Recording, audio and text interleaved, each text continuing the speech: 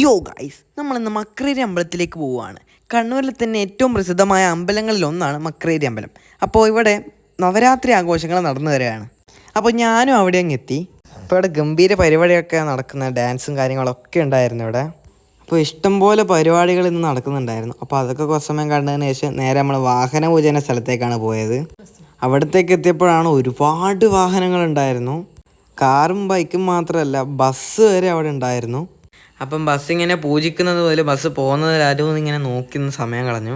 അപ്പോൾ അതൊക്കെ കണ്ടു വെക്കുമ്പോൾ തന്നെ നന്നായിട്ട് വിശക്കുന്നുണ്ടായിരുന്നു. അപ്പം നേരെ ഊട്ടുവരയിലേക്ക് വെച്ചങ്ങ് പിടിച്ചു. അപ്പോൾ ഇതാണ് പുതുതായി പണി കഴിപ്പിച്ച ഞങ്ങളുടെ ഊട്ടുവര. അപ്പം നേരെ അകത്തേക്ക് കയറി നോക്കുമ്പോൾ ഒരുപാട് ആൾ ഇവിടെ ഉണ്ടായിരുന്നു. അപ്പോൾ ചോറിൻ്റെ കൂടെ സാമ്പാറും അതുപോലെ ഇഞ്ചിക്കറി ആയിരുന്നു ഉണ്ടായിരുന്നത്.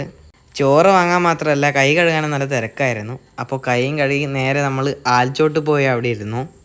അവിടെ നിന്ന് ഇങ്ങനെ വാഹന പൂജിക്കുന്നതൊക്കെ കണ്ടു. പിന്നെ നേരെ ദക്ഷിണാമൂർത്തിയുടെ മ്യൂസിയത്തിലേക്കാണ് ഞങ്ങൾ പോയത്. ഇതാണ് പ്രസിദ്ധ സംഗീതജ്ഞൻ ശ്രീ ദക്ഷിണാമൂർത്തി അവറുകൾ.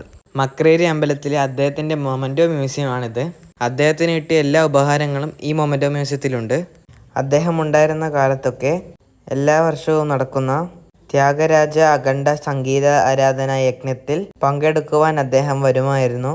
അദ്ദേഹത്തെ കാണാൻ ദൂരസ്ഥലങ്ങളിൽ നിന്ന് വരെ ഒരുപാട് ആൾക്കാർ ഇവിടെ എത്താറുണ്ടായിരുന്നു. പണ്ട് ഇതൊക്കെ സരസ്വതി മണ്ഡപത്തിലായിരുന്നു ഈ ഉപഹാരങ്ങളൊക്കെ സൂക്ഷിച്ചിരുന്നത്. പക്ഷെ ഇപ്പോൾ ഇതിലേക്ക് മാറ്റിയതാണ്. അപ്പോൾ ഇതൊക്കെ കഴിയുമ്പോഴേക്ക് തന്നെ 11 മണി കഴിഞ്ഞിട്ടുണ്ടായിരുന്നു. അപ്പോൾ പിന്നെ നേരെ അമ്പലത്തിൽ നിന്ന് വിടാമെന്ന് വിചാരിച്ചു. ഈ അമ്പലത്തിലെ പ്രധാന പ്രതിഷ്ഠ സുബ്രഹ്മണ്യനാണ്. അപ്പോൾ കൂട്ടത്തിലുള്ള ഒരുവനെ കൊണ്ട് വീട്ടിലേക്ക് കൊണ്ടുവിടാൻ വേണ്ടി നമ്മൾ നേരെ അങ്ങ് ഇറങ്ങുകയായിരുന്നു ചെയ്തത്. നമ്മൾ അവസാനമായിട്ട് ഇറങ്ങുമ്പോൾ തിരുവാതിരയായിരുന്നു നടക്കുന്നുണ്ടായിരുന്നത്. അപ്പോൾ നമ്മൾ അമ്പലക്കുളത്തിൻ്റെ വഴിയാണ് പോയിട്ടുണ്ടായിരുന്നത്. അപ്പോൾ ഇതാണ് നമ്മുടെ ക്ഷേത്രക്കുളം. വളരെ വലിയൊരു കുളമാണിത്. അപ്പോൾ ഇത്രയൊക്കെയാണ് ഇപ്രാവശ്യത്തെ നവരാത്രി ആഘോഷം. അപ്പോൾ ഇനി അടുത്ത വീഡിയോ കാണാം.